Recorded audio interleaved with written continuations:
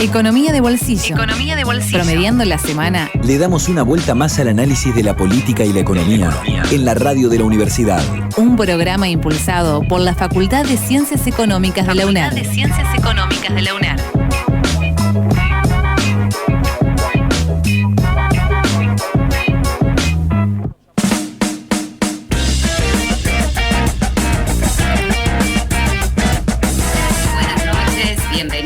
Y bienvenidos a una nueva emisión de Economía de Bolsillo, el programa impulsado por la Facultad de Ciencias Económicas de la UNER.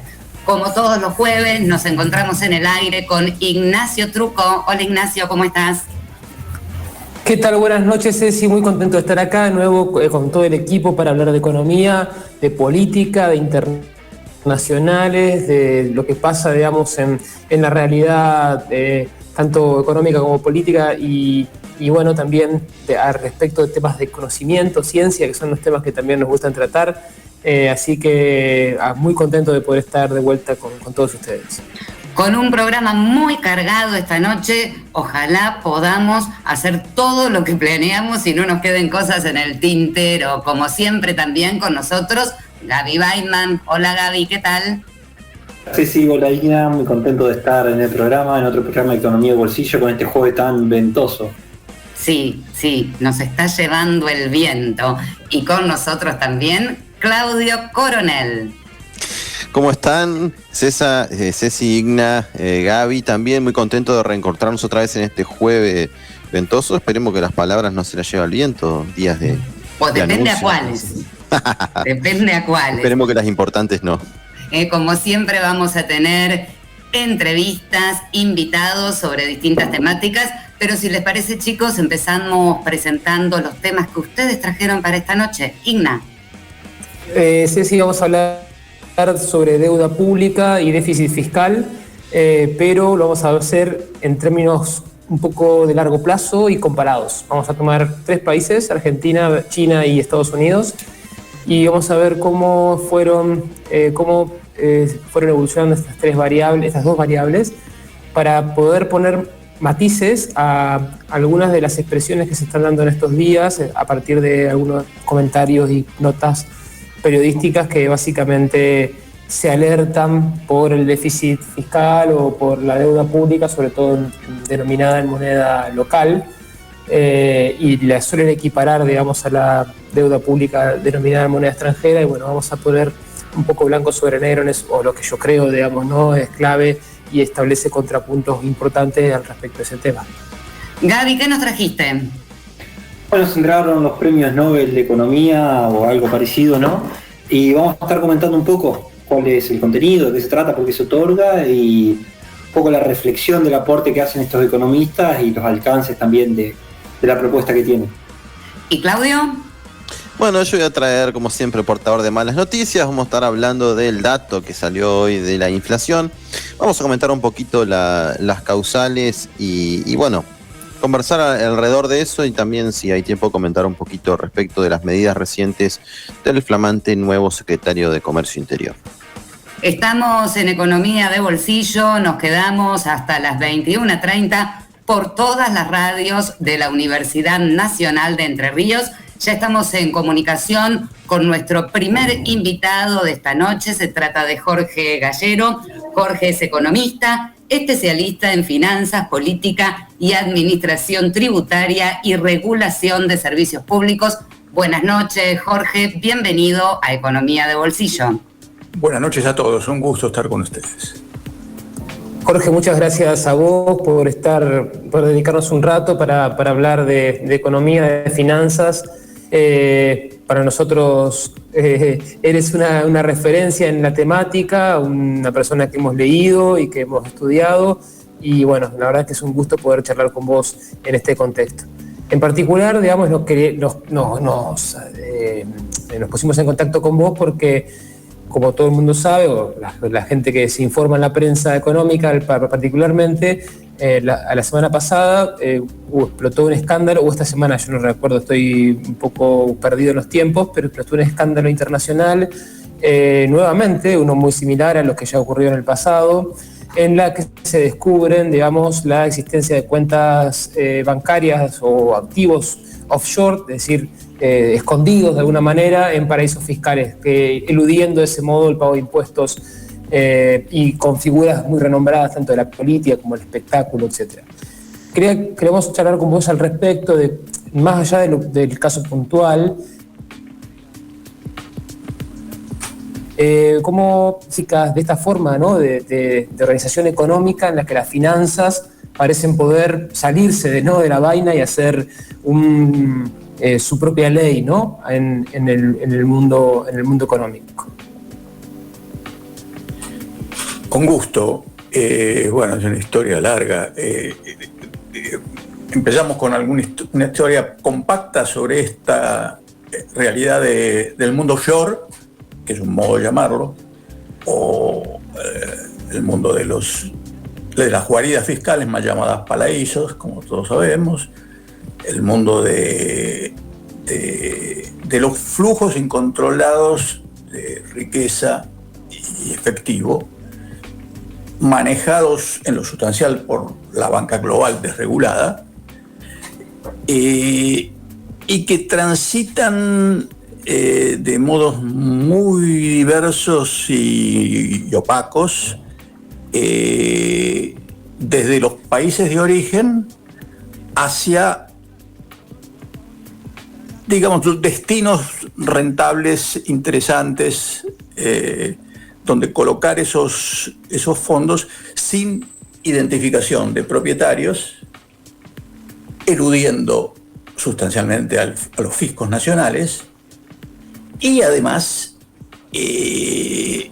violando la ley en una cantidad de campos muy distintos del campo fiscal, como ser regulación de servicios públicos cuando se trata de empresas que los prestan, en el caso empresario, o elusión de obligaciones legales de cara a la herencia, al fallecimiento, por parte de personas, especialmente las muy ricas, lo que se llama genéricamente ricos globales. Bueno, precisamente corporaciones y ricos globales constituyen, según un trabajo hecho hace ya muchos años por especialistas americanos sobre la cuestión de cómo se divide la estructura de fondos que transitan de este modo que he señalado entre actores, categorías de actores distintas. Bueno, ese estudio muy serio llegó a una conclusión que luego fue ratificada en líneas generales por trabajos posteriores, ¿no? De que del 100% de fondos que transitan de este modo, 60% y hasta 2/3 corresponden a fondos de las grandes empresas y otras, pero dominantemente las grandes empresas, corporaciones multinacionales sustancialmente, que digamos que la diferencia hasta el 100, o sea, del orden del 35%, corresponde a actividades delictivas de distinto tipo, la gran cadena que hace a los grandes números del delito transnacionalizado, venta de armas, tráfico de personas, tráfico de drogas, tráfico de especies naturales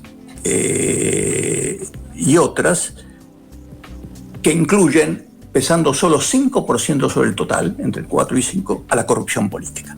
O sea, dentro de ese 35, corrupción política explicaría del orden de un séptimo y sobre el total 4 o 5%. Esta estructura, me parece que vale la pena recordar o de destacar este hecho, que es un poco conocido, digamos, desmiente totalmente la apreciación que la gran prensa hace sobre los usuarios de estos sistemas de la oposidad global, que en general hasta hace muy poco tiempo los concentraba solamente en los políticos, o sea, en apenas 5% de los responsables, ¿no? Con el comentario obvio que hay que hacer sobre los políticos, que la corrupción política siempre como el tango se baila de a dos. Entonces que ese 5% implica en realidad, cuando uno lo analiza bien, una corrupción conjunta corporativa política, digamos. Las corporaciones pagan, digamos, o los grandes o los ricos globales pagan, los políticos cobran. Y en los últimos años la prensa dejó trascender en realidad la existencia de otros actores, pero en general pone hincapié en los actores delictivos o las personas de notoriedad pública, además de los políticos que siguen apareciendo de modo selectivo, vamos a ver, ¿no? Aparecen jugadores de fútbol, artistas, escritores, cada vez con más frecuencia, ¿no? Entonces, estas revelaciones, estos papers sucesivos que aparecen, Panamá primero, luego vieron los Lux Papers, en el medio hubo otros, bueno, ahora el último ha sido esto del Pandora Papers. Estas revelaciones no ponen en primera fila, como debería ser, a las corporaciones multinacionales, que como vimos recién, son las principales responsables de esta jugada. Y de los ricos globales, que sería la segunda categoría relevante, aparecen pocos y de modo muy selectivo. En los ricos globales aparece la farándula, los juegos de fútbol dominantemente, pero pocos de los grandes ricos de Forbes. En general, en estos listados, estas revelaciones, uno no ve a las personas de la lista de Forbes. Y entre los políticos hay una dominancia de los políticos del mundo en desarrollo, digamos, del viejo tercer mundo, o de los sistemas denominados por la prensa autoritarios. Rusia aparece muy dominantemente, Putin aparece, no él, sino que el entorno de Putin aparece muy frecuentemente en estas listas. Pero de los países desarrollados aparecen pocos grandes personajes o políticos o gobernantes, muy pocos. De Estados Unidos, ninguno.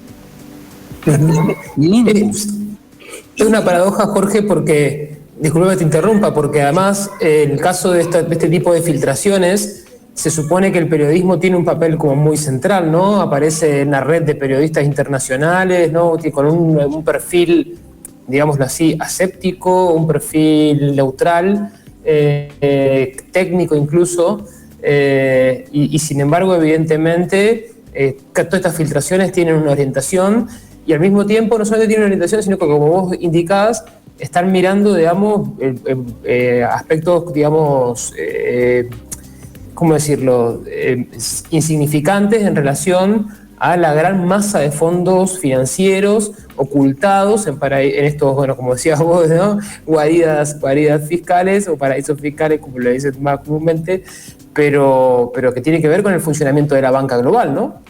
Vamos rápidamente a eso, porque estás dando en el clavo en materia, estás acercándote al tema de la explicación de las distorsiones de la difusión, ¿no? Las enormes distorsiones de la difusión. Pero un ejemplo antes de pasar a una hipótesis, porque nadie tiene una explicación completa, porque esto es la opacidad. En la última revelación, la de los Pandora, apareció un importante político británico, cosa rara, ¿no? Tony Blair. Entonces yo me pregunté, ¿por qué aparece Tony Blair? Bueno, aparece Tony Blair porque Tony Blair ya fue. Aparece Tony Blair porque además Tony Blair terminó de perder todo el resto de la credibilidad que tenía con los desastres que ocurren en Irak y Afganistán y su rol histórico promoviendo esas guerras. Entonces, es un candidato. Tony Blair pertenece, ya está out, pero a un partido que no está en el gobierno, el laborista. Están guardando los conservadores. Bueno, y saliendo de la anécdota de Tony Blair, ¿qué pasa con el ICRIT, que es el órgano de periodistas que analiza y difunde estas revelaciones que surgen de operadores de paraísos, ¿no?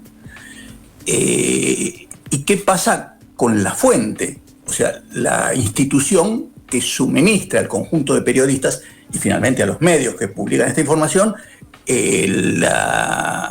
el material confidencial fugado de los paraísos y fundamentalmente de las oficinas de los operadores que trabajan y hacen la conexión entre los usuarios y los paraísos. Pasa que en la cumbre, en la organización de la captura y difusión de la información, hay una conducción anglosajona y opaca.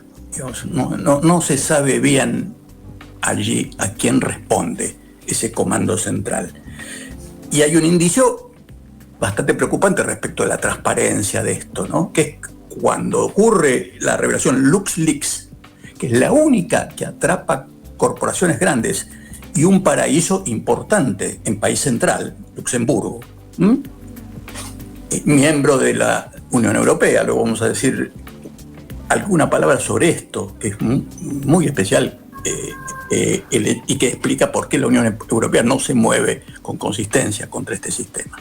Bueno, LuxLeaks es la única fuga que tuvo esta característica. ¿Y qué pasó luego de LuxLeaks? Que el Garganta Profunda, decía el revelador de esto, fue perseguido, fue preso, muy perseguido, y que quien era el titular, el que conducía todo este sistema de generación de información, fue desplazado sin mención de causa y sustituido por otro que es quien hoy gestiona el sistema. Entonces, el primer punto, muy poca transparencia en el origen y la distribución de la información. Ahí hay evidentemente una selección direccionada. Bueno, mi hipótesis es que el control eso lo tiene la hermandad anglosajona, es decir, Estados Unidos e Inglaterra. Y obviamente que operan intereses económico-políticos y servicios de informaciones. O agentes de ese perfil para producir el filtrado conveniente. De todas maneras, claro, bienvenido sea que se difunda todo esto con la distorsión que tiene, porque con distorsión y todo ayuda a entender más claramente al público general el enorme hueco que esto supone y cómo nos impacta mal. Jorge, una pregunta, yo un poco más al plano regulatorio, si se quiere. ¿Cómo ves, digamos, el movimiento, bueno, del G20, los principales países en relación a tratar de combatir o aminorar esta situación, tomar medidas, o termina siendo todo una pantalla, digamos, que esto difícilmente tenga una salida mejor, digamos?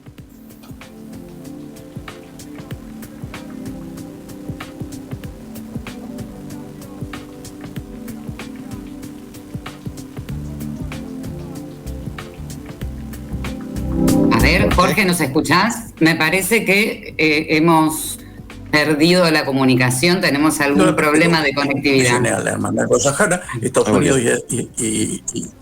Unidos y Inglaterra, y hablemos 2 minutos sobre la Unión Europea. Bueno, la Unión Europea, el primer problema que tiene es que tiene dentro de sus constituyentes varios paraísos fiscales, dentro de sus miembros. Y la Unión Europea se dio normas que le dan a los miembros derecho de veto sobre temas fiscales. Entonces los paraísos fiscales, en los países paraísos, Luxemburgo y otros, bueno, también Holanda, también Liechtenstein, en el límite dicen no, ejerce su derecho de veto para que no se vaya demasiado adelante con esto. Es así de crudo. Y la Unión Europea no se le ha ocurrido cambiar no es fácil, ¿no?, su carta constitutiva. Pero en el origen, hace muchos años, cuando emergió la Unión Europea, los paraísos eran menos dominantes, entonces uno puede haber entendido que se escapó ese tema. Hoy no. No hace 30, 40 años, donde está claro el rol que juegan estos territorios. Y en este periodo en que ya estaba claro qué rol jugaba, incorporaron nuevos miembros con esa misma restricción. Y uno de ellos entró hace unos años en una crisis brutal que comprometió al paraíso y que dejó enterrada la mafia rusa y demás. No fue Malta, fue la otra isla que ya es miembro de la Unión Europea, Chipre. Chipre.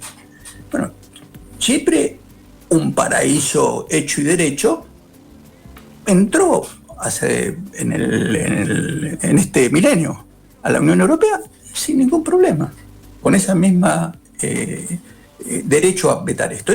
Esta es una restricción institucional brutal para la Unión Europea. Pero después están los intereses económicos básicos, que en el capital concentrado en todos los países favorece la subsistencia de esto, porque ellos medran en esto, ya hablé de las cifras.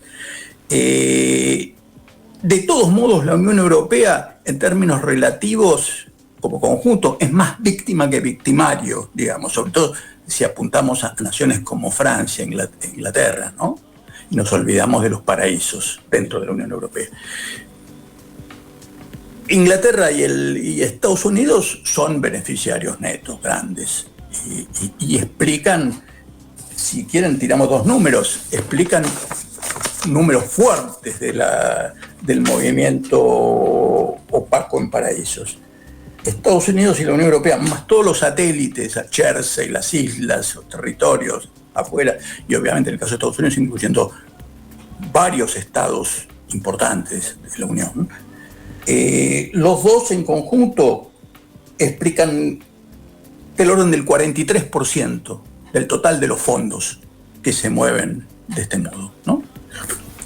Si sumamos a Suiza, no miembro de la Unión Europea, pero sí país europeo, Luxemburgo y Holanda como los paraísos principales en territorio europeo, sumamos 18 más. Entonces, la hermandad anglosajona más Europa explica el 61% del movimiento opaco mundial. Y a eso, para llegar a números muy altos, hay que sumar Hong Kong, Singapur y algún territorio más.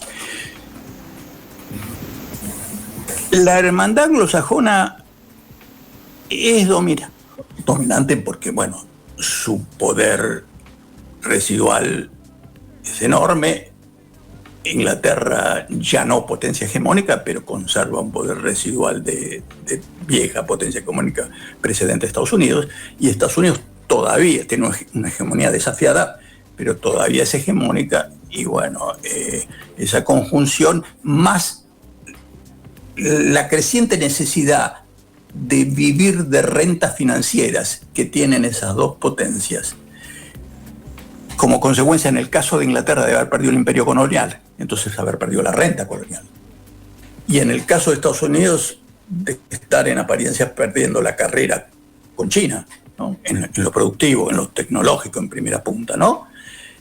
Esas dos situaciones llevan a la hermandad a apelar en creciente medida a esta facilidad de usar a bajo costo los fondos globales para alimentar su sistema económico, sus empresas. Jorge, digamos... Claro, sí, lo que vos estás marcando es muy importante porque, digamos, uno puede también identificar acá la dimensión geopolítica de la existencia de estos paraísos, en el sentido de que los capitales, tanto norteamericanos como ingleses o de otros países europeos que están bajo la órbita, digamos, de este espacio económico, no tienen los fondos en los paraísos quietos, están moviéndose, generando rentas precisamente para estos espacios económicos. Y lo que hacen es obtener rentas que normalmente se valorizan o en la periferia o en otros estados industriales o en otros países, digamos, que no tienen, digamos, el monopolio de las finanzas o que no tienen sistemas financieros desarrollados. Sí, o que los tienen dependientes del sistema global descontrolado que nació de ellos. Nació en la City de Londres y en New York. Y son controlados todavía desde esos dos grandes centros financieros. Claro, si uno ve, por ejemplo, digamos, la cuenta las cuentas externas de un país, por ejemplo, de estos países que vos estás nombrando, de la anglósfera, por decir una manera, y uno ve la cuenta de ingreso primario y obtiene unos ingresos por intereses que son exorbitantes en relación al promedio que mundial, y ni hablar a lo que ocurre con los países subdesarrollados. Y en general esas rentas de dónde provienen, no nacen de la nada, es decir, es la valorización de esos capitales en la periferia. Que la periferia tiene que pedirle prestado, o como decís vos, desarrollar sistemas financieros que dependen de estas finanzas que tienen de alguna manera el monopolio del poder, digamos, financiero. Correcto, y en el sur del mundo, este patético sistema en que los poderes fugan en más proporción que lo que se fuga en el norte, detraen recursos al movimiento nacional, financiero, económico, detraen recursos a la ocupación, detraen recursos fiscales, derivan en el endeudamiento de los países soberanos, entre comillas, y esa deuda es la contrapartida de la masa que se fugó. Y en gran medida ocurre que es la misma masa que se fugó que vuelve a prestar a través de fondos, a través de posiciones opacas que no revelan obviamente la nacionalidad y el tenedor. Uh-huh. Entonces, en ese sistema, la deuda soberana insostenible es muy frecuentemente, en la mayor parte de los casos, la contrapaga de la masa fugada que está fuera, que en el caso de Argentina excede un Producto Bruto. Sí, sí. Sí, es una dimensión absolutamente anormal, digamos, ¿no? Porque yo creo que ni siquiera los países en guerra civil tienen estas fracturas internas como tiene Argentina, ¿no? Pero digamos que una condición periférica general es ser exportador de fondos, ¿no? Y receptor de deuda. Sí, pero y en el caso de Argentina, si quieren, hablamos dos palabras sobre el nexo entre este drama, este fenómeno y nuestras circunstancias. Bueno, Argentina es quizá el caso más patético de esta contraparte, fuga, deuda soberana. Y viene de lejos. Por parte de una serie de razones histórico-estructurales, pero que incluyen una temprana vocación de los sectores poderosos de poner el dinero afuera, que uno puede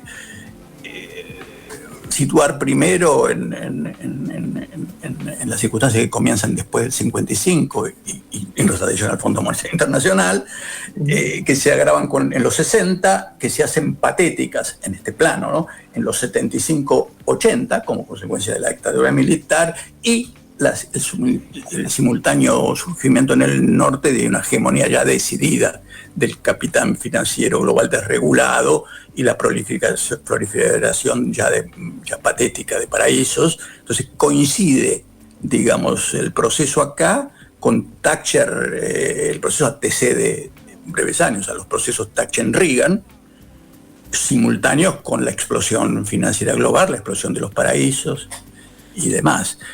Y en Argentina el problema central, tal como yo lo veo de cara a este desafío, es que esta cuestión de la cadena perversa, evasión, fuga, lavado, porque cuando uno ve los tramos, claramente, y haciendo una síntesis, en el origen los fondos que fugan son evasión local, que gira en pesos, pero que tiene tal volumen ese negro local que no puede permanecer en negro permanentemente, y además están las altas inflaciones locales, sí.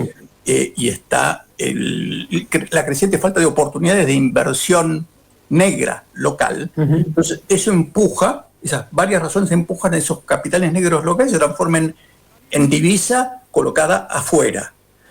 Los grandes vehículos para eso son los grandes bancos, como ya se sabe, y la divisa colocada afuera, bueno, ya lo dijimos, fluye en usos varios, y periódicamente parte de eso tiene que volver para realimentar el negocio local que quedó ilíquido o aprovechar algunas circunstancias de mejora relativa de la situación, sí. El capital de trabajo que se agotó, bueno, y entonces el lavado opera para facilitar esa etapa, es decir, lo negro afuera se transforma por arte de magia de estas instituciones que mencioné en blanco operando localmente. En Argentina lo más patético de todo es que siento que ya está claro que la restricción externa nuestra es una suma de la que se explica por razones estructurales económicas, problemas de comercio, déficit, desbalance de exportaciones e importaciones, problemas de atraso tecnológico, problemas de demasiado descanso en importaciones, demasiada dependencia.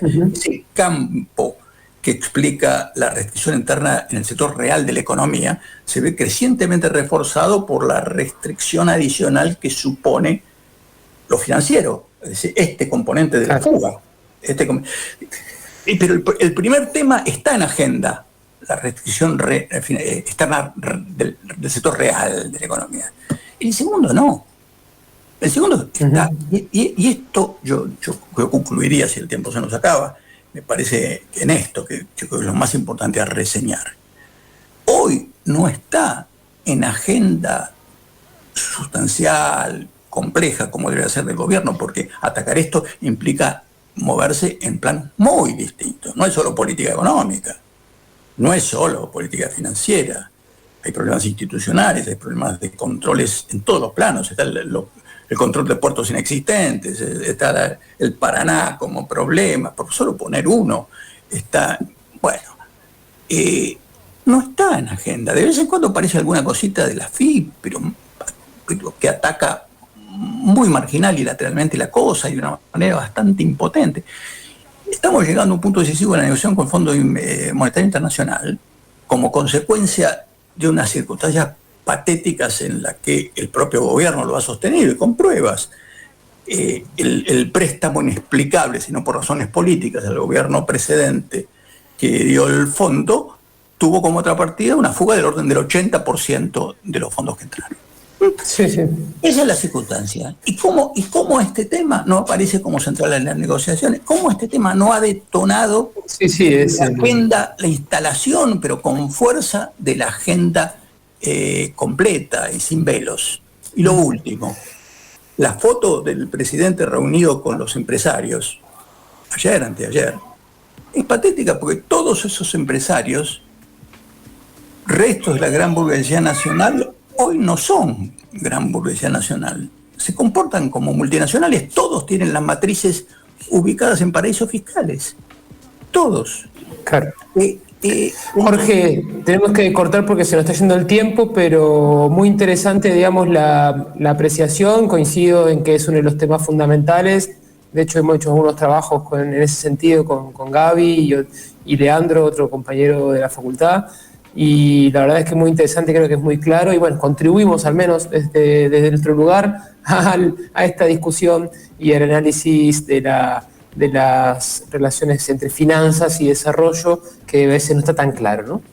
Bueno, mándenme los trabajos y disculpas por haber entendido demasiado en esto. No, al contrario. Muchas gracias, Jorge, por tu intervención y por habernos dedicado un ratito. Suerte.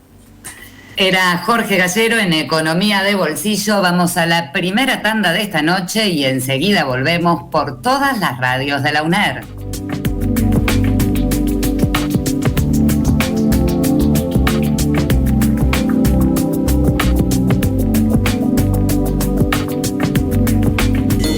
Facultad de Ciencias Económicas. Estás en Economía de Bolsillo. El programa de la Facultad de Ciencias Económicas de la UNER.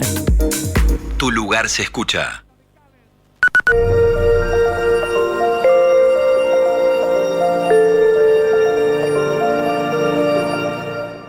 Espacio cedido por la Dirección Nacional Electoral. Para renovar a la izquierda, Federico De Marchi, diputado nacional por Entre Ríos. Lista 194. Movimiento al Socialismo. ACDU, Asociación Gremial de Docentes Universitarios. Por un mejor salario, por una mejor educación, por una mejor universidad. Afiliate. Defendamos juntos la Universidad Nacional de Entre Ríos. Afiliate. En Paraná, Carbón 936, teléfono 423-2048. Búscanos en internet y en Facebook. Defendamos juntos los derechos de los docentes de la universidad. ACDU Entre Ríos, CONADU. Espacio cedido por la Dirección Nacional Electoral. Porque soñamos con la misma provincia, estamos juntos. Es Confrigerio, candidato a diputado nacional por la provincia de Entre Ríos. Lista 502, Juntos por Entre Ríos. La UNER está con vos. Estudia en la Facultad de Ciencias Económicas. Universidad Nacional de Entre Ríos. Universidad pública y gratuita. Algunas razones para hacerte el test de VIH. Porque la infección por VIH puede ser asintomática y el test es la única forma de detectarla. Puedes hacerlo sin orden médica, sin necesidad de estar en ayunas y no hace falta que seas mayor de edad. Si te da positivo, puedes empezar el tratamiento de manera oportuna. Es gratuito, confidencial y lo haces en hospitales o centros de salud de todo el país. 0800-333-3444. Ministerio de Salud de la Nación.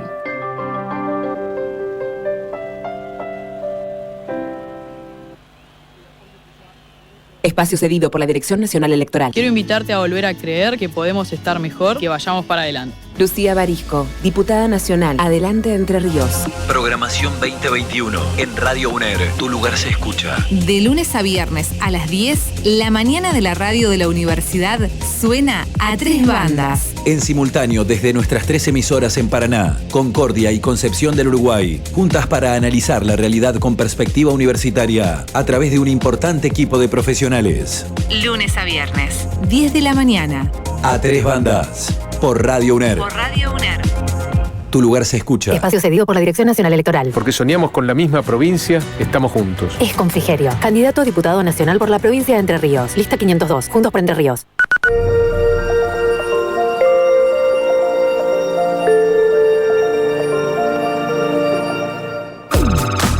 Economía de bolsillo en Twitter. @FCECO-UNER. Facebook, Facultad de Ciencias Económicas, UNER.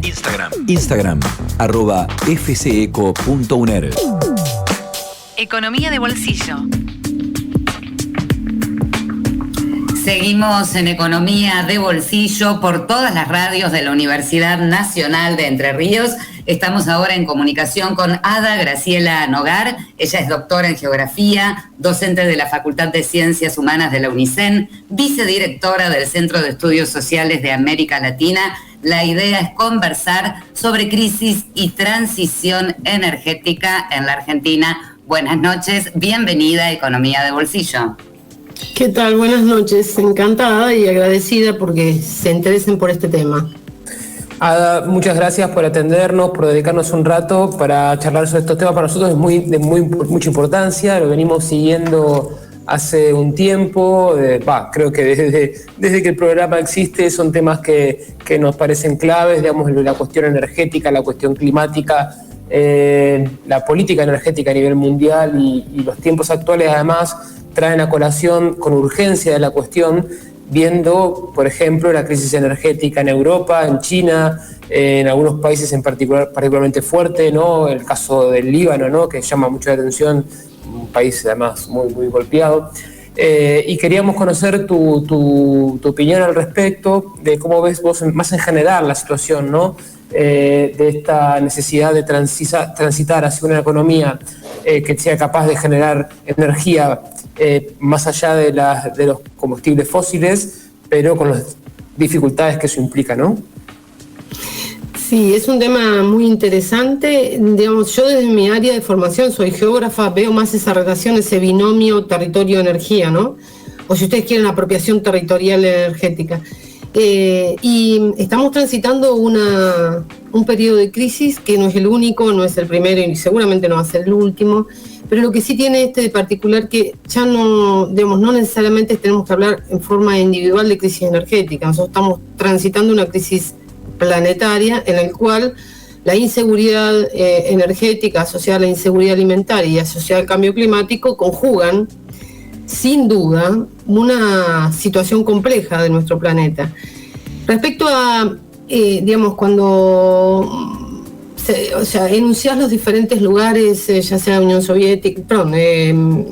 Europea, Centroamérica, problemas importantes en cuanto al tipo de producción, y el posicionamiento de China, de Rusia y de Rusia en la actualidad, se asocia directamente con una cuestión de geopolítica. Es decir, cuando nosotros hablamos de crisis energética, estamos hablando de una cuestión ambiental, estamos hablando también de una cuestión geopolítica, que se posicionan en diferentes momentos diferentes actores. hoy juegan fuertemente a nivel geopolítico con respecto a apropiación, manejo, poder, centralidad y finanzas. Sin duda Rusia y China son los dos países que están apostando fuertemente a esta transición energética. ¿Y por qué digo fuertemente a esta transición? Porque es verdad que hay una crisis energética, pero no es una crisis energética de abastecimiento, sino que es una crisis energética de consecuencias del alto consumo de fuentes de origen carbónico, o sea, hidrocarburos. O sea, no estamos hablando de una crisis porque no hay petróleo, no hay gas. O sea, algunos territorios tienen más que otros no tienen y otros dependen, pero diríamos, en la balanza a nivel planetario no hay una crisis en cuanto a la existencia de hidrocarburos. Pero sí hay una crisis importante de la utilización de esos hidrocarburos. Y en esa conjunción ahí se comienza a hablar ya desde la post-Segunda Guerra Mundial de esta transición hacia los descarbonizados, que en principio aparece con la energía planetaria, que obviamente todos sabemos que contamina, en nuclear, que todos sabemos que contamina, pero que en ese trayecto se posicionan esas energías para algunos alternativas, para algunos sustentables, para otros descarbonizadas, y pican en punta claramente la eólica y la solar. Ahora bien, cuando uno empieza, acá tenemos que tener en cuenta dos cosas, la eólica y la solar como las vedettes de esta transición energética, pero un vedetismo que está traccionado por el poder, por la puja de poder a nivel internacional. Por eso vuelvo a hacer hincapié en lo geopolítico. No es que necesariamente sean las únicas dos fuentes descarbonizadas, sino que son las que el capital actual, que necesariamente tiene que invertir la sobreacumulación que tiene, encontró esos dos ejes para hacer, las inversiones. Y ustedes miran, bueno, pero no está hablando de energía, sino que estoy hablando de que es inevitable, porque el discurso es la eólica y la solar son energías alternativas y descarbonizadas. Es verdad que lo son, pero no son las únicas. Son las que están traccionadas por la sobreacumulación del capital. Es decir, esa sobreacumulación hay que invertirla en algún lado, decidieron las transnacionales invertir ahí. Y por fuera... y eso es a nivel global. ¿Y qué hacen los territorios a nivel localizados, situados? Y bueno, van, como a la cola de esas decisiones planetarias, que en realidad son decisiones políticas. Y dejan de lado la importancia, por ejemplo, de la bioenergía, o sea, de la producción de energía a partir de residuos ganaderos, de residuos agrícolas, la producción de biogás a partir de la integración vertical en el agro, cosa que pareciera, cuando uno hace el análisis global, no solo de producción de energía, sino de integración vertical, de agregado de valor en territorio, de incorporación de mano de obra, de incorporación de género, o sea, mano de obra femenina, de permanencia, de circularidad del capital, la bioenergía se manifiesta sin duda como una de las formas de producir bioenergía o biogás más, si ustedes quieren la palabra, y entre comillas lo digo, sustentable. Lo cual no quiere decir que no tenga impacto, que no tenga residuo, lo tiene, pero estamos transformando un residuo en energía en forma continua. Bueno, tiene toda una serie de vínculos que, si ustedes a su vez lo relacionan con los ODS, aparece un vínculo casi con 11 objetivos de la ODS. O sea, hay mucha vinculación entre la bioenergía y la sustentabilidad en la apropiación de los recursos. Ahora, por otro lado, eso sería... cómo se posicionan las nuevas energías o las alternativas en este escenario. Y por otro, y ya bajado a lo situado, esto que vos decías, Ignacio, con respecto a la transición energética está traccionada a nivel localizado por lo que es el modelo de generación distribuida. Un modelo de generación distribuida que, a priori, y lo más sencillo es, se localiza la producción de energía, se produce energía donde está localizado el recurso. Eso es como lo más general y es verdad. Pero esa transición sostenida a través del modelo de generación distribuida no deja de ser igual que la producción, o sea, con respecto a la puja de poderes me estoy refiriendo, no deja de ser lo mismo que producción de hidrocarburos. Porque en la medida que que se produzca energía desde grandes parques solares o desde grandes parques eólicos y el poder de la decisión de distribución esté en manos de pocas empresas y centralizados en los grandes centros urbanos, estamos hablando de generación distribuida, pero no generación distribuida descentralizada. Que por ahí, cuando uno lee distribuida, pareciera que todo está distribuido. No, lo que está distribuido es el factor que determina que haya producción de energía, pero no está distribuido el consumo. O sea, de hecho, si ustedes transitan por Argentina simplemente y por ejemplo por San Juan, el parque eólico solar que tiene San Juan es el más grande de Argentina y uno de los más grandes de Latinoamérica, y sin embargo la población rural que está adscripta a esos lugares no tiene red eléctrica. O sea, ese es el otro eje que me parece que en esta transición nosotros tenemos que tener en cuenta. Uno más de geopolítica a nivel internacional y otro más de ver, señores, acá hay puja de poder. Y es cierto que esta energía deviene y es descarbonizada. Ahora, no necesariamente es descentralizado el poder. En esa situación, ¿no? Y en el caso, digamos, de la energía, vos recién mencionabas la energía nuclear como una energía que contamina, pero sigue siendo una de las principales estrategias, digamos, para enfrentar la descarbonización y en particular en un contexto en donde hay tecnologías nuevas, muy desarrolladas, que cambian incluso esto que vos estás mencionando, de la centralización, ¿no? La posibilidad de realizar pequeños reactores. De hecho, lo traigo a colación porque esta semana el presidente Emmanuel Macron de la República de Francia anunció un programa, una suerte de intento de reindustrialización o de alineamiento hacia la reindustrialización de Francia, y el punto número 1 del programa era ponerle todas las fichas a la energía nuclear, y en particular un desarrollo nuclear fuerte en los pequeños reactores, esos reactores modulares, que además China está experimentando en el desarrollo de uno basado en sal, ¿no? En sales, no me acuerdo exactamente la tecnología, pero no utilizando uranio, sino torio, ¿no? Que es un viejo proyecto también de posguerra. Y es interesante decir, la nuclear aparece como incluso el soporte de las renovables, ¿no? O al revés, o las renovables el soporte de la nuclear, como una combinación bastante natural en la transición hacia un mundo digamos, por climático, o por falta o por agotamiento de los recursos fósiles.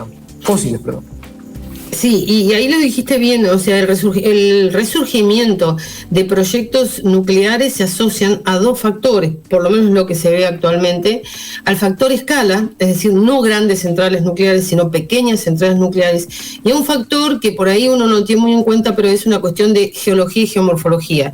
Una central nuclear no puede estar ubicado en un cratógeno que tenga movilidad, o sea, nosotros tenemos que tener en cuenta que algunos de los desastres de los nucleares se producen porque están localizados en zonas móviles, en zonas del círculo de fuego, en zonas donde, si bien no son terciarias ni cuartarias, pero pueden tener algún tipo de sismo. Es decir, se está analizando, por lo menos en los nuevos proyectos de nuclear, se está teniendo muy en cuenta sobre qué cratógeno se va a ubicar y la escala de producción. En cuanto a la escala, también es un factor analizado o que se está analizando en todo lo que es producción de energía hidroeléctrica, porque las grandes centrales hidroeléctricas están cuestionadas, ustedes ya lo saben, muy, muy cuestionadas con respecto a los impactos que produce, pero sin embargo las pequeñas o los proyectos que traccionan pequeñas centrales hidráulicas también están siendo muy... no sé si todavía con mucho capital, con inversión de capital, pero por lo menos se están empezando a visualizar. Que en realidad es como volver a lo que era a principios del siglo anterior, es decir, 1940, 1945, nosotros no, a nivel mundial, había pequeñas centrales hidroeléctricas localizadas en diferentes saltos que producían energía para el sector donde estaban involucradas. Hay como una vuelta a eso, pero la escala sigue siendo determinante, la escala económica sigue siendo determinante. También muy cuestionada. Yo creo que en la nuclear lo que está pasando es eso, ¿no? Sí, obviamente hay además todos los avances de innovación y tecnología que difieren sustancialmente de lo que eran post-Segunda Guerra Mundial.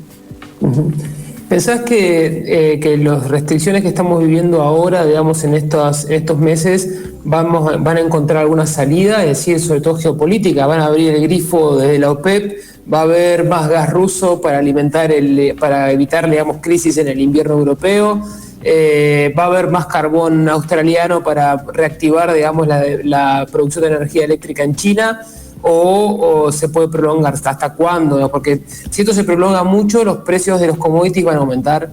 Y hoy eso fue va a terrible, impactar, ¿no? Hoy aumentaron muchísimo el precio de los hidrocarburos, por ejemplo. Claro. Hoy. Es un tema, o sea, yo no puedo avisorar, primero no soy un especialista en geopolítica, por más que me guste y que lea mucho, pero no soy investigadora en ese área. Pero es muy difícil avisorar qué van a ser los grandes poderes a nivel internacional, ¿no es cierto? Son grandes poderes que además son poseedores no solo de poder económico a nivel internacional, sino también de poder natural. Digamos, estamos hablando de gigantes rusos, donde digamos, los límites biofísicos parecen que todavía no han llegado, porque tienen muchas reservas de todos los recursos que ustedes se imaginan, naturales, y estamos hablando de un gigante chino, que también tiene recursos, porque China le compra a Australia, pero ellos tienen mucho carbón en territorio. Entonces, ese juego... bueno, por lo que dice los últimos años, Unión Europea va a seguir dependiendo de esos gasoductos, porque si corta el gasoducto Rusia, Unión Europea se queda sin gas. O sea, es una puja de poder realmente difícil de desentrañar, ¿no? O sea, yo no te apruebo las vacunas, por lo tanto, entonces yo les corto el gas, ¿no es cierto? Yo no podía visorar algo así, no podría. Sí, además se juegan como muchos planos a la vez, ¿no? Y muchos tableros simultáneos, y uno no sabe exactamente a qué tablero responde cada decisión, y por lo tanto es siempre, muy opaco, ¿no? Las decisiones de esta naturaleza. Sí, lo que trasciende ahora parece una ruptura clara, ¿no? Una ruptura en el orden que un orden que no necesariamente sea sustentable, sino en el orden que nos venía caracterizando, guiando, condicionando y dependiendo. Y esa ruptura claramente lo que enuncia son otros actores en poder internacional. Bueno, por eso uno puede recordar el caso de la crisis del petróleo de la década del 70, de mediados de los 70, y fue no solamente una crisis petrolera, sino que dio el inicio de un cambio en el orden internacional, financiero, geopolítico, que es básicamente la alianza entre Estados Unidos y los países saudíes, digamos, ¿no? Para la provisión de petróleo de esa región, cuando Estados Unidos entraba, digamos, en un pico petrolero, ¿no? Y eso cambió el patrón oro, cambió el sistema financiero, ¿no? O sea, fue esa ruptura te cambia. De quiebre. Y por otro lado también, además, a nivel más territorial nuestro, o sea, situado en Argentina, en América Latina, si ustedes quieren, esta visualización de nuevos recursos energéticos localizados en los espacios rurales hace que el binomio ruralidad-energía, o ruralidad-producción energética, también haga dar vuelta a la cabeza de los políticos hacia territorios que generalmente están olvidados, excepto para mantener el equilibrio en la balanza de pagos. O sea, pareciera que la producción de energía descarbonizada posiciona la ruralidad en el centro, porque los espacios rurales no solo son productores de commodity, excepto que transformemos la energía en una commodity, ¿no? Pero si no lo ves así, no solo son productores de commodities, sino también que son espacios diversificados. Y eso sin hablar de desarrollo en absoluto, porque nunca hablo de desarrollo, pero sí cambia la matriz territorial, es decir, en cierta manera responde a una ruptura también que se da en el hemisferio norte, de decir, esta saturación de las ciudades y la urbanización lleva a mirar más allá. Y la energía es parte de esos flujos, que en este caso sería parte de los contraflujos, no de los flujos, pero sí de los contraflujos. Es decir, hay todo un movimiento, para mí muy interesante, que hace que las redes energéticas de consumo, de distribución y de producción coadyuven a la conformación de esos contraflujos urbanos rurales. Muchas gracias por la comunicación, muy interesante, la verdad es que es un tema apasionante que venimos siguiendo desde hace mucho tiempo, y estas contribuciones para nosotros son un placer poder tenerlas en el programa, y un agradecimiento de nuestra parte. para mí yo me siento muy agradecida y les agradezco mucho a ustedes que me hayan contactado y quedo a disposición para lo que sea. Me parece muy interesante que la universidad tenga una radio. Nosotros todavía no tenemos, pero ya lo vamos a tener. Ojalá. Bueno, muchas gracias. Saludos. Era Ada Graciela Nogar en Economía de Bolsillo. Economía de Bolsillo en Twitter. @FCECO-UNER. Facebook, Facultad de Ciencias Económicas, UNER. Instagram, @FCECO.UNER. Economía de Bolsillo. Es el momento ahora de Gaby Weinman, que nos va a hablar de los premios Nobel en Economía. Gracias, Ceci. Sí, la idea es comentar un poco quiénes son las personas que recibieron el premio Nobel estos días en Economía, que en realidad, de modo anecdótico, no son los premios Nobel, sino que son específicamente el premio del Banco de Suecia a las Ciencias Económicas en memoria de Alfred Nobel, como un premio Nobel más, pero que en realidad no son parte de los originarios de que específicamente postuló Alfred Nobel. Pero más allá de eso, este año se le otorgó a 3 economistas, a David Carr, Joshua Angrist y Guido Imbens, que están vinculados con una línea de investigación muy particular. Se lo otorgan por sus investigaciones en torno al mercado laboral y temas vinculados, pero desde una perspectiva metodológica que se llama los experimentos naturales, ¿no? ¿De dónde parte esta propuesta? Estos investigadores, entre sus temas de investigación estudian, por ejemplo, el impacto del salario mínimo en el empleo, estudian también el impacto de ir a una guerra en el ingreso a la población, estudiaron también el impacto de ir a una universidad de élite en el ingreso de la familia, el impacto de la migración, es decir, toda una serie de temas que, si bien tienen un sentido disciplinar, también hay un sentido de oportunidad en función de datos que se van generando en alguna medida en forma aleatoria y que permiten ser evaluados en términos de un experimento. En las ciencias económicas muchas veces se trabaja desde una perspectiva teórica, desde una perspectiva prospectiva, pero hay una dimensión empírica que requiere en algún sentido definir una causalidad entre variables, ¿no? Es decir, qué variable influye sobre otra. Y las medidas estadísticas muchas veces dan cuenta de niveles de correlación, es decir, de que se mueven en conjunto y que hay un grado de asociación en la dirección y en la fuerza en la que se mueven en conjunto, pero la definición de causalidad, es decir, qué es lo que causa que una variable aumente para hacia la otra variable, reposa un poco sobre las perspectivas teóricas principalmente. Entonces, la idea de estos investigadores fue proponer una serie de estudios que permiten desarrollar métodos que profundicen el sentido de causalidad en un estudio empírico, a través de la utilización de fenómenos que en alguna medida tengan algún sentido de aleatoriedad y que puedan ser estudiados en los términos de cómo se estudia un experimento, ¿no? Un experimento habitual, por ejemplo, un experimento en física, en la medicina, cómo se prueba, por ejemplo, un medicamento. ¿Qué se hace? Se otorga aleatoriamente, por ejemplo, un tratamiento y un placebo a distintas personas y se ven cómo evolucionan las variables de interés según el tratamiento que se está realizando.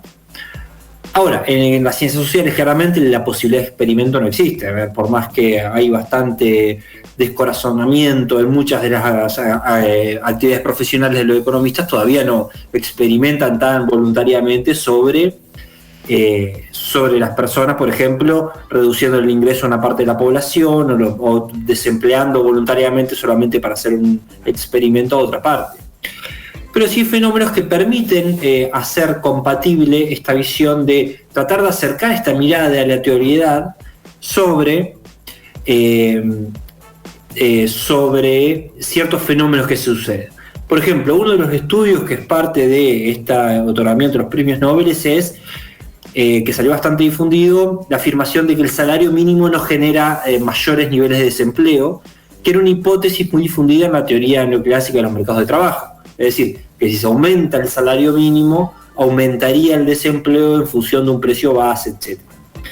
Estos investigadores compararon dos estados que estaban muy relacionados entre ellos, donde un estado sí sube el salario mínimo y otro no, y lo toman como referencia de un experimento aleatorio, y a partir de ahí, con algunos modelos, plantean la posibilidad de que efectivamente no generó más desempleo en el estado en que sí se subió el salario mínimo respecto de los que no se subió. O por ejemplo, hay otro de los estudios que llevaron a cabo estos economistas, estaba vinculado con la guerra de Vietnam en Estados Unidos, en el cual las personas que debían asistir a la guerra eran sorteadas en una lotería, y estudiaron entonces esa lotería para ver cómo afectó el hecho de haber ido a la guerra en forma aleatoria, tomando como estudio las personas que le salió no fueron seleccionadas para ir a la guerra, pero por un sorteo, y las que sí fueron seleccionadas para la guerra, pero por el sorteo. Entonces, un grupo homogéneo de personas que estaban todas con las mismas condiciones para ir a la guerra de Vietnam en ese momento, pero aleatoriamente un grupo fue y otro no fue, estudiar entonces cómo impactan en los niveles de ingreso y laborales posteriormente de esas personas a partir de esa distribución aleatoria. Acá en Argentina ha tenido alguna repercusión también esas líneas de estudio, están muy vinculados con algunos centros de estudio de la Universidad de La Plata, que retoman bastante esta perspectiva para hacer estudios de impactos de política económica. Porque muchas veces lo que queda acá en cuestión es cuáles son los alcances de las afirmaciones que se hacen con estos estudios. Son alcances relativamente locales y no la posibilidad de hacer un salto inductivo desde lo que plantea una hipótesis de este tipo hacia leyes más generales. Ahí es donde encuentra una limitación, ya que el estudio estudia específicamente el caso en particular. Entonces ha tenido una llegada más rápida en lo que son los estudios de impacto de políticas públicas en función de algún tipo de grado de aleatoriedad o de grupo de control que compare con la línea de base de política. Y comentaba Claudio acá recientemente el caso de un estudio muy famoso, por cuestionable sobre todo, donde en África, en función del no pago de la red de agua, había un pueblo en el cual se iban a cortar la red de agua, y unos investigadores le propusieron al gobierno cortar aleatoriamente a las personas para ver el impacto y los incentivos que generaba cortar y no cortar el agua en función del no pago. Y bueno, tuvo mucha repercusión por las cuestiones éticas también que implica ese tipo de medidas, ¿no? Muy interesante, Gaby, porque los estudios controlados en ciencias sociales siempre tienen esa dimensión, ¿no? De la dimensión ética. Hubo muchos casos, y no solamente en materia económica, sino en distintos aspectos de la psicología social, en el comportamiento adaptativo, imitativo, en las conductas, digamos, en relación a la autoridad, por ejemplo, el famoso experimento de Milgram, o el experimento de la cárcel, no me acuerdo ahora. Bueno, la cuestión es que hay una acotación nomás. El problema de este tipo de observaciones o este tipo de perspectivas de teoría económica basadas en la experimentación psicológica a veces descuidan, digamos, un aspecto muy importante de los procesos económicos, que es la naturaleza histórica, ¿no? Y la naturaleza histórica no como una sucesión concatenada de hechos contingentes, incluso psicológicos, digamos, ¿no? Como si fuesen una suerte de conductismo histórico, sino que hay, digamos, formas sociales o relaciones sociales que se van desplegando con cierta lógica. Y cuando uno analiza la economía desde un punto de vista experimental estrictamente, puede hacer una muy buena etología digamos, ¿no? bajo determinados límites, pero pierde de vista los aspectos históricos y bueno, eso conspira muchas veces contra las conclusiones que se sacan, y con lo que vos comentabas recién, con el salto inductivo que hay entre la experimentación y la formulación de un conocimiento más general. En el mundo de la vida social, ese salto inductivo de la experimentación a la formulación general está necesariamente mediada por la dimensión histórica. Claro, lo que se elimina también es la posibilidad de la acción humana y de la organización social y de la acción humana sobre la historia, ¿no? Como si fuera pura determinación, quizás. Bueno. También, ahora tenemos la oportunidad de hablar con alguien que sabe mucho de esto, así que si querés podemos hacer el enganche y no primero vamos a una pausa y ya seguimos. Dale. En Economía de Bolsillo por todas las radios de la Universidad Nacional de Entre Ríos.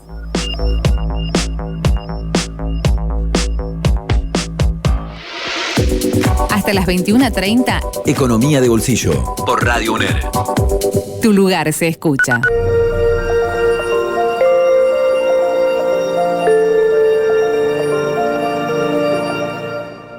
Espacio cedido por la Dirección Nacional Electoral. Porque podemos trabajar para potenciar el desarrollo de Entre Ríos y el país, estamos juntos. Escon Frigerio, candidato a diputado nacional por la provincia de Entre Ríos. Lista 502, Juntos por Entre Ríos. La editorial de la Universidad Nacional de Entre Ríos ofrece a través de su portal online eduner.uner.edu.ar su catálogo completo de publicaciones científicas, académicas y literarias.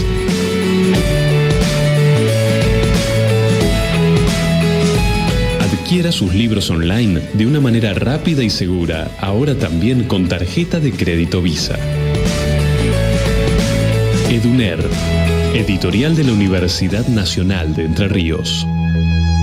Espacio cedido por la Dirección Nacional Electoral. 4 de cada 10 entrerrianos son pobres. De la pobreza salimos generando trabajo decente y de forma solidaria. Rossi, candidato a diputado nacional por Entre Ríos. Lista 50, Partido Socialista. Podemos Entre Ríos.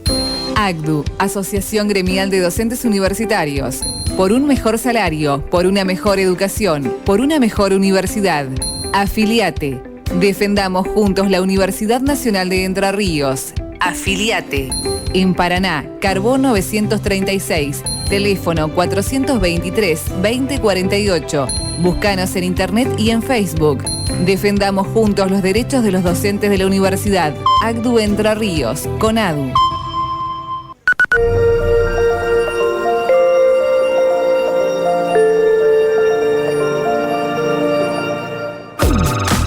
Economía de Bolsillo en Twitter. @FCECOUNER. Facebook, Facultad de Ciencias Económicas, UNER. Instagram, @FCECO.UNER. Economía de Bolsillo.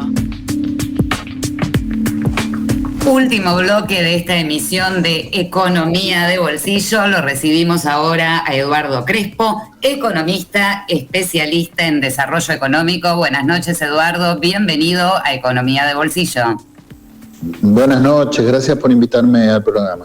No, al contrario, Eduardo, muchas gracias a vos por dedicarnos un rato. Recién hablábamos de los aspectos históricos para comprender los fenómenos económicos y bueno, sabemos que vos sos historiador, si no tengo mal entendido, o venís del campo de la actividad política. No, yo soy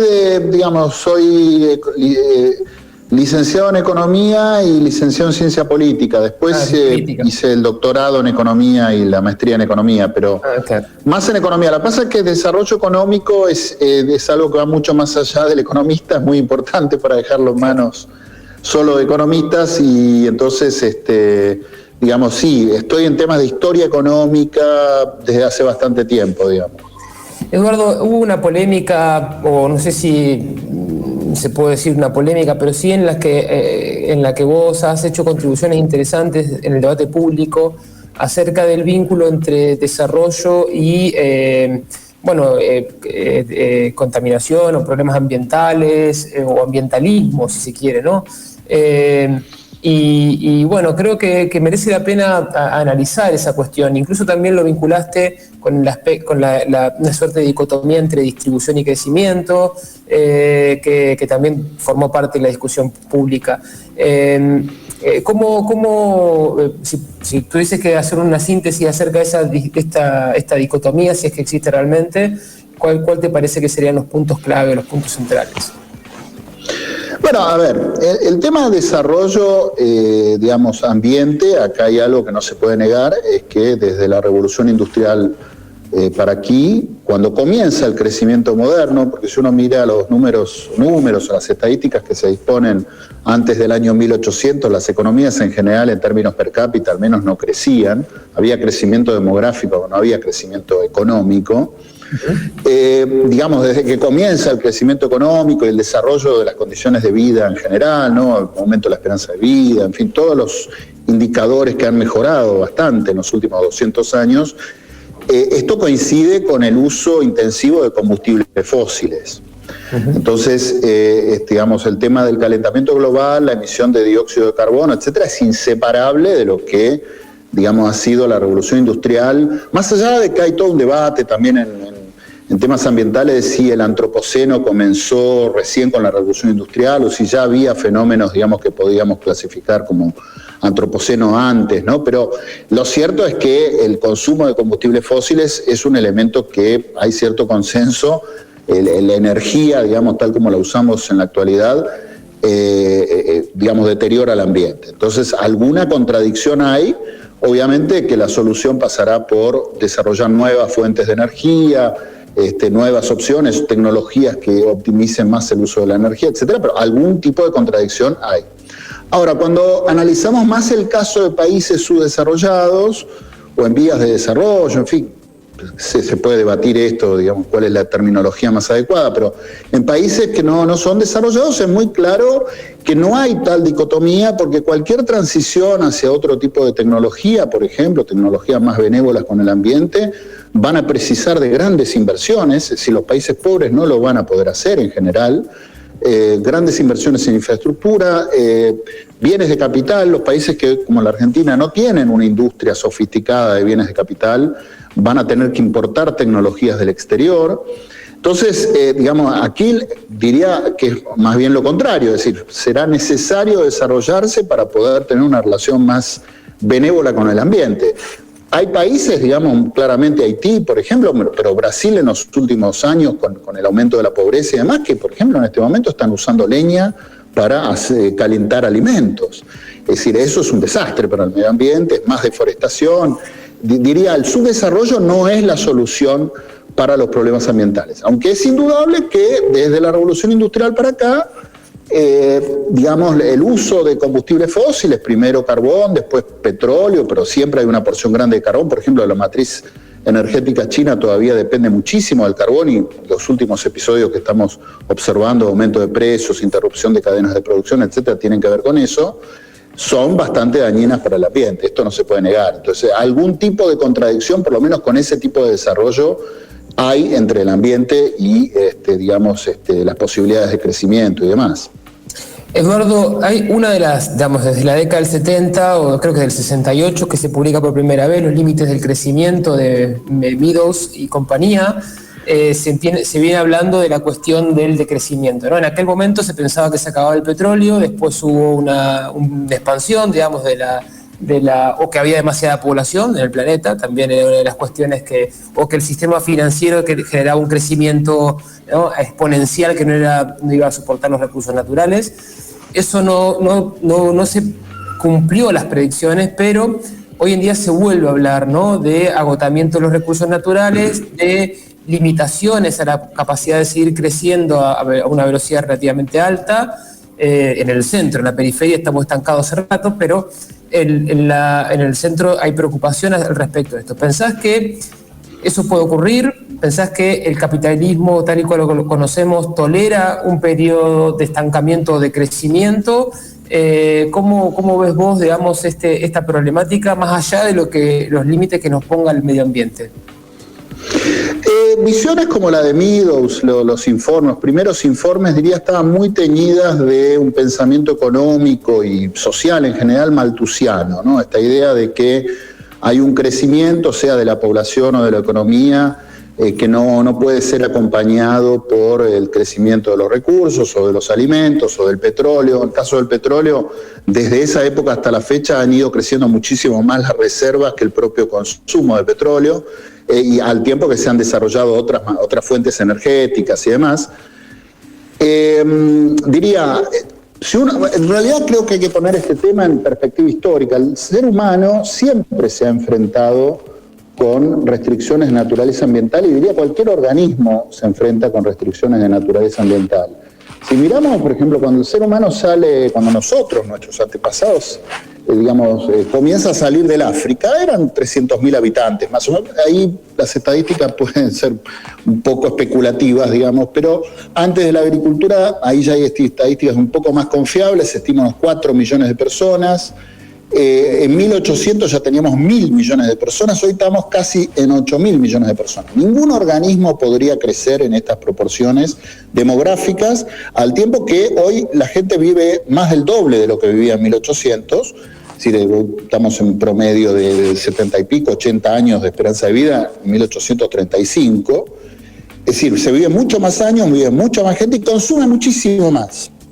Ningún organismo podría, crecer en estas proporciones en ningún ecosistema sin algún tipo de transformación muy particular. En el caso del ser humano, básicamente hay cultura, hay desarrollo técnico que permite ir optimizando las técnicas de producción, que permite aumentar la productividad, que permite producir mucho más alimentos en un espacio menor, generar mucho más energía a través de otras fuentes, etcétera. Si el ser humano no es cualquier organismo, este sería una primera cosa que tendríamos que saber.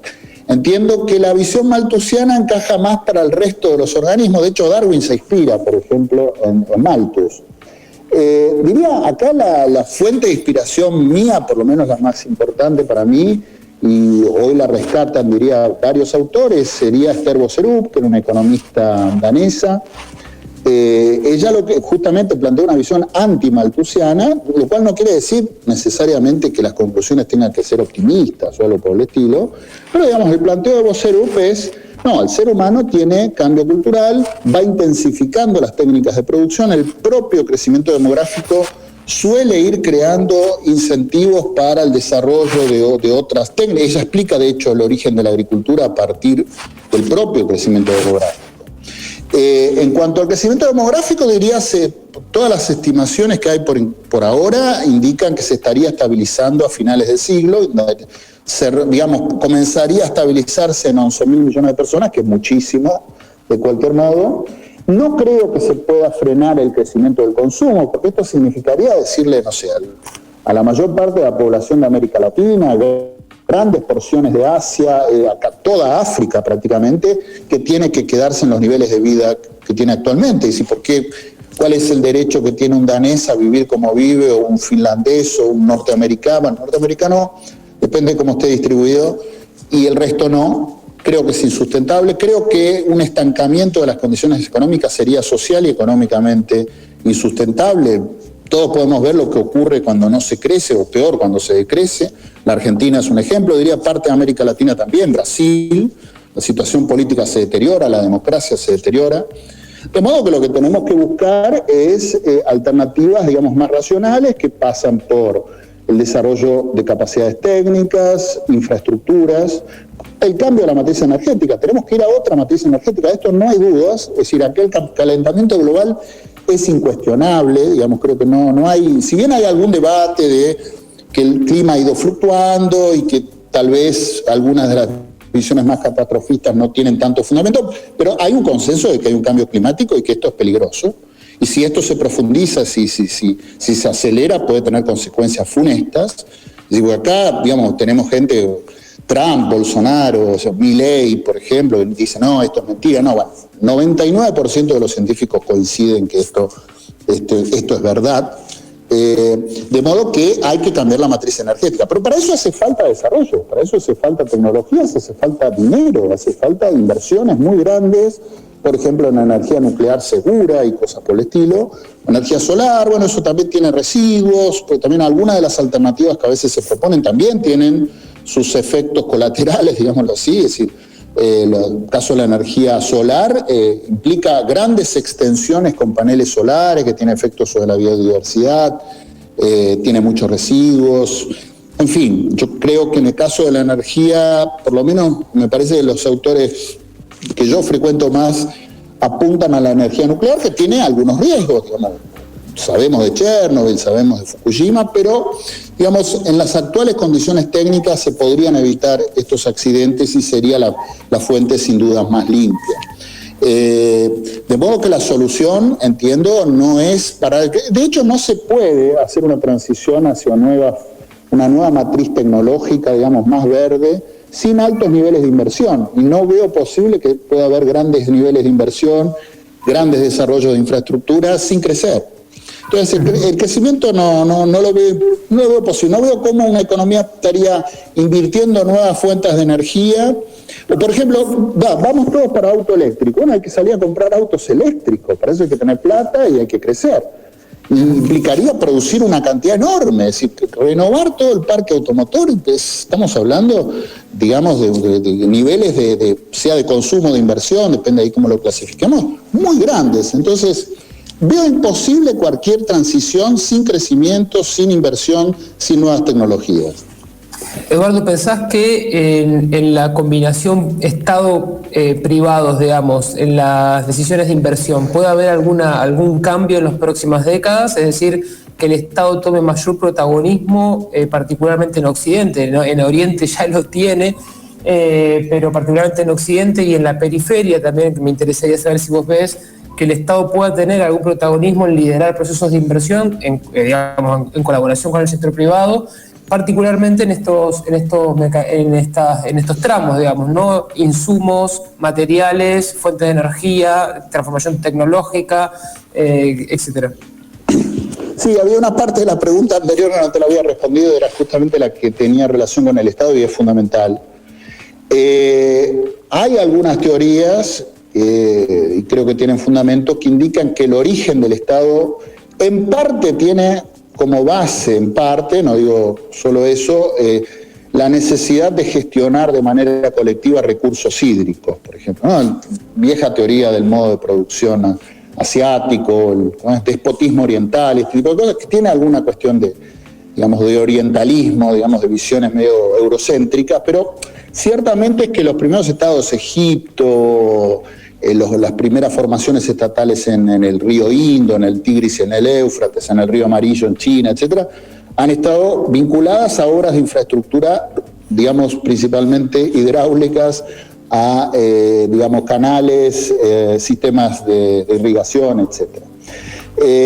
Y también en respuesta a algunas presiones ambientales del pasado, no necesariamente antrópicas, es decir, no necesariamente generadas por el hombre, pero transformaciones, digamos, climáticas y demás. Creo que es imprescindible. Hoy estamos enfrentando un mundo que viene de una altísima fragilidad financiera, que viene de la crisis ya de 2008, pero digamos, son una sucesión de crisis.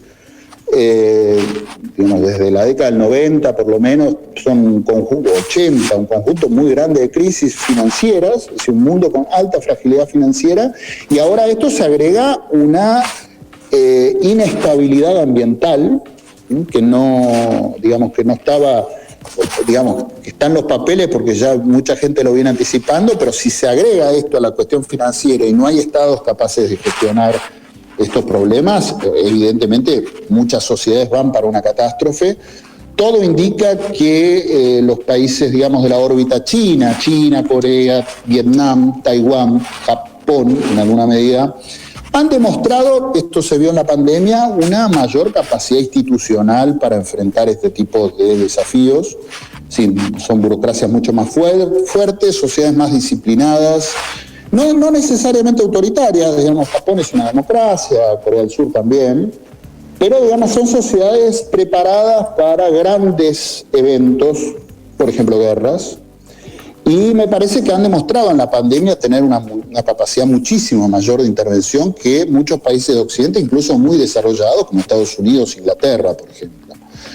Sin dudas el Estado va a tener que entrar muy fuerte en esto, es decir, no hay margen aquí para continuar con estas políticas de descomposición estatal, de reducción de las capacidades del Estado, de tornar el empleo público un empleo muy vulnerable, tanto en términos salariales como de estabilidad laboral, etc. Se necesitan burocracias competentes y con un nivel de intervención muy grande, porque sí, como muchos anticipan, sin caer en catastrofismo, vamos hacia un mundo ambiental mucho más inestable, y a esto le agregamos toda la inestabilidad financiera, especialmente que hemos tenido en los últimos años, podemos entrar en un mundo, catastrófico, que cuando tiende a ser catastrófico en términos económicos, cuando no garantiza condiciones de reproducción de la vida humana, no me sorprendería la presencia de, las guerras, no me sorprendería conflictos civiles en gran escala, etcétera. Entiendo que los estados, los países o las regiones que tengan estados más fuertes, más capaces de intervenir, más capaces de imponer decisiones, nos vamos a la energía, vamos a energía nuclear o vamos a esta otra, autos eléctricos, etcétera, y en 2-3 años hay que hacer eso y se va. China tomó la decisión de que las motos cambiaban para, si no me equivoco, motos eléctricas. En 2 años están cambiando casi todas las motos que están circulando en China, hoy son eléctricas. Yo no veo que una Argentina, un Brasil, ni siquiera un Estados Unidos, hoy tiene un porcentaje menor de vacunados que la Argentina, por ejemplo, o que Brasil. ¿Por qué? Porque no se quieren vacunar, porque no confían en el Estado. Están muriendo 2.000 personas por día todavía en Estados Unidos, cuando las vacunas te las pueden dar en cualquier esquina. Claro. Esto me parece que no funciona más. Es decir, me parece que quiere decir una vía más autoritaria, no, pero sí una vía donde el Estado, una vez que se decidió democráticamente para dónde se va, en fin, hay reglas a cumplir, hay responsabilidad. Yo no puedo andar sin barbijo en medio de una pandemia, porque, la libertad mía termina donde empieza la del otro. En fin, ese tipo de cosas que hay que volver a aprender, evidentemente, en muchas sociedades. Y eso, implica un Estado fuerte, interpreto. Eduardo, muchas gracias por la entrevista, muy interesante. Son temas que nosotros tratamos regularmente en el programa, temas de interés para la comunidad académica de la UNER y, todos los que nos escuchan, el público en general. Así que te agradecemos mucho la participación. No, les agradezco a ustedes. Gracias por invitarme. Al contrario. Era Eduardo Crespo en Economía de Bolsillo. Como preveíamos al inicio del programa, hoy estábamos muy cargados y no nos iba a alcanzar el tiempo para todo. Nos quedaron cuestiones en el tintero que retomaremos el próximo jueves. Igna, Claudio, Gaby, como siempre, un gusto encontrarnos en el aire de la UNER. Un gustazo, Ceci, nos vemos. Muchas gracias. Adiós, chau. Será hasta el próximo jueves, como siempre, a partir de las 20, para encontrarnos con más Economía de Bolsillo por todas las radios de la Universidad Nacional de Entre Ríos.